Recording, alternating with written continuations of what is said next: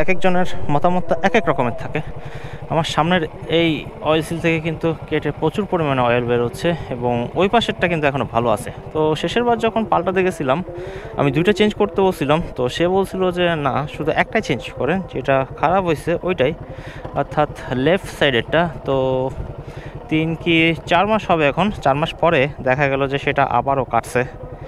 তো সবাই বলে যে দুইটা একসাথে চেঞ্জ করার জন্য, বাট সেই একটা মিস্ত্রি সে বললো যে না, যেটা কাটছে সেটা চেঞ্জ করেন আগে। তো দেখলাম যে এই সিলটা এ পর্যন্ত 2বার কাটছে আর এই সিলটা একবারও কাটে নাই। কেন এমন হলো বুঝি না। লেফট সাইডে কি প্রেশারটা বেশি থাকে? তো লেফট সাইডেরটা আমার 2বার অলরেডি চেঞ্জ করা হয়ে গেছে, কিন্তু রাইডেরটা ওই যে সেই মিস্ত্রিটার কথা শুনে আমি চেঞ্জ করি নাই এবং এখনও পর্যন্ত ঠিক আছে। তবে এইবার চেঞ্জ করব কি না ভাবছিলাম। আসলে সবাই বলে যে একটা কেটে গেলে দুইটা একসাথে চেঞ্জ করে নেওয়ার জন্য, তাই তৃতীয়বার একটু চিন্তা আছি যে দুইটাই চেঞ্জ করবো কিনা।